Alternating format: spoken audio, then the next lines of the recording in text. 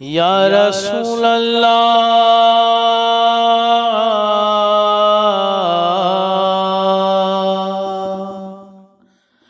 آپ کا تشریف لانا وقت بھی کتنا سہانا جگمگا اٹھا زمانہ حوریں گاتی تھی ترانہ یا نبی سلام علیکہ۔ اعوذ باللہ من الشیطان الرجیم، بسم اللہ الرحمن الرحیم، لا الہ الا اللہ محمد رسول اللہ، صلی اللہ علیہ یا رسول اللہ، صلی اللہ تعالی علیہ وسلم، نور من نور اللہ۔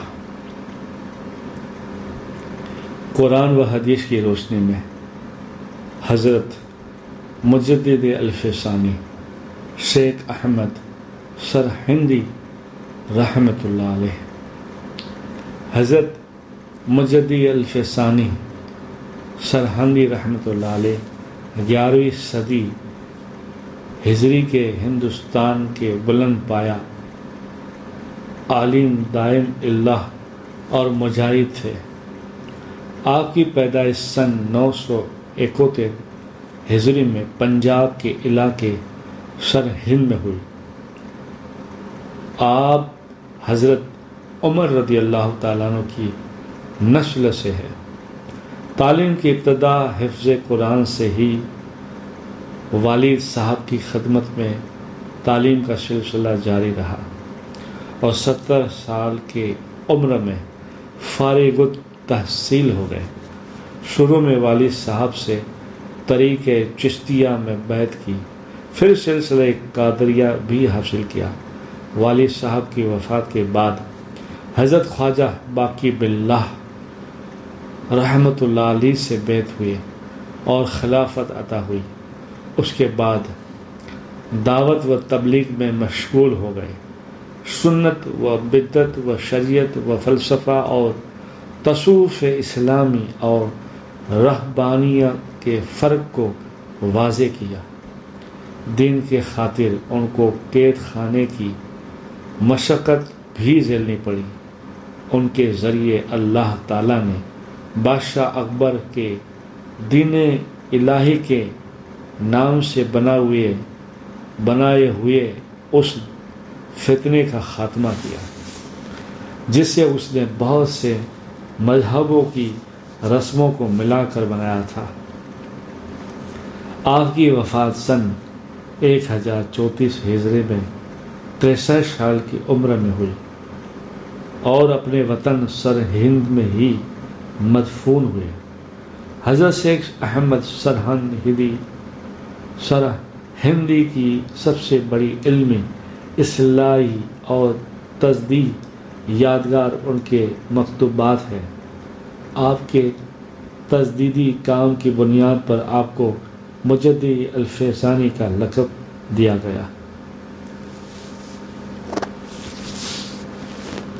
حضرت حمزہ بن عمرو اسلمی فرماتے ہیں کہ غزوہ تبوک کے سفر میں گھی کی مشق کی ذمہ داری میری تھی اور دوران سفر میں اس میں سے تھوڑا گھی نکلا اور حضور پاک صلی اللہ علیہ وسلم کے لیے کھانا تیار کیا اور بشق میں دیکھا تو گھی بہت ہی کم بچا تھا۔ میں نے وہ بشق دھوپ میں رکھ دی اور میں سو گیا۔ اچانک میں نے گھی کے بہنے کی آواز سنی تو میری آنکھ کھل گئی، دیکھا تو گھی بہہ رہا تھا۔ میں جلدی سے کھڑا ہوا اور مشق کا منہ پکڑ لیا اور باندھ دیا۔ حضور پاک صلی اللہ علیہ وسلم نے مجھے دیکھ کر فرمایا، اگر اس کو چھوڑ دیتے تو پوری وادی گھی سے بہنے لگتی ہے۔ سبحان اللہ. کتاب دلائل النبوت للاصفہانی حدیث نمبر 334 روایت حضرت حمزہ بن عمرو اسلمی رضی اللہ تعالیٰ عنہ. قرآن میں اللہ تعالیٰ نے چند وارثوں کے حصوں کا ذکر کرنے کے بعد فرمایا یہ سب ورثے کے حصوں کی تقسیم میت کی وصیت کی ہوئی چیزوں کو پورا کرنے اور قرض ادا کرنے کے بعد کی جائے گی. میت نے اگر کسی کے حق میں کچھ وصیت کی ہو تو وارثوں کو ان کا حصہ دینے سے پہلے میت کے چھوڑی ہوئے مال کے تہائی حصے سے وصیت پوری کرنا واجب ہے. قرآن پاک سورہ نساء آیت نمبر 12. اپنی اولاد کو نماز کا پابند بنانے کے لیے اس دعا کا اہتمام کرنا چاہیے.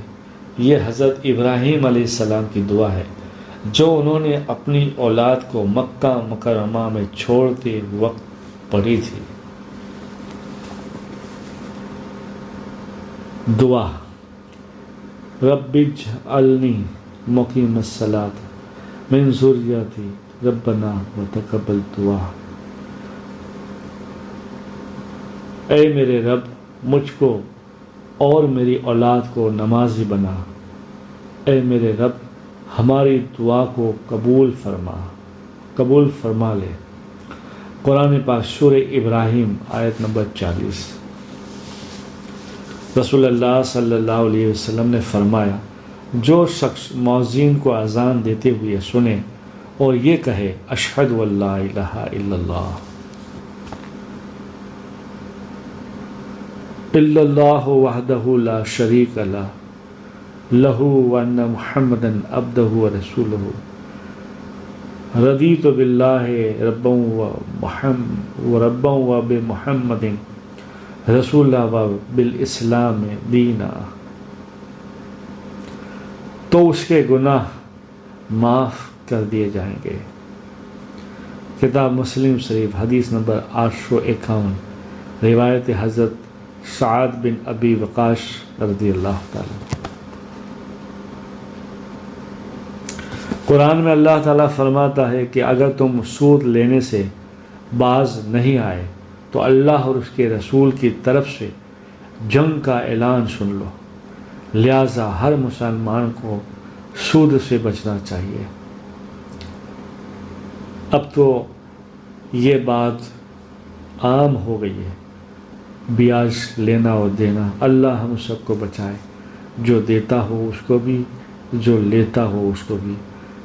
سب کو چاہیے اللہ پر توکل رکھے تو اپنی ساری پریشانی دور ہو جائے اور پھر ہم توکل کے ساتھ حضور پہ درد و سلام پڑھیں پھر بزرگوں کے وسیلے سے دعا مانگیں تو میرے خیال سے میرا یہ یقین اور وجدان کہتا ہے کہ پھر وہ بیاج لینے کی اور یا بیاج دینے کی ایسے دھندے کرنے کی ضرورت ہمیں نہیں پڑتی.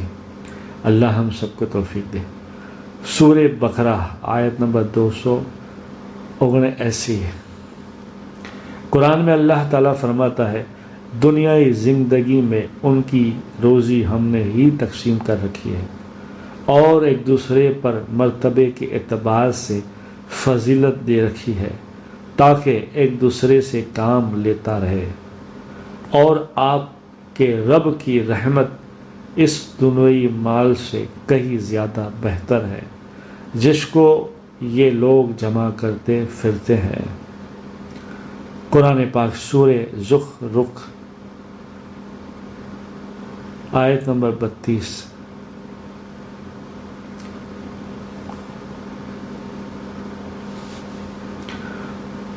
آپ صلی اللہ علیہ وسلم نے یہ آیت تلاوت فرمائی. اس دن زمین اپنی سب باتیں بیان کر دے گی.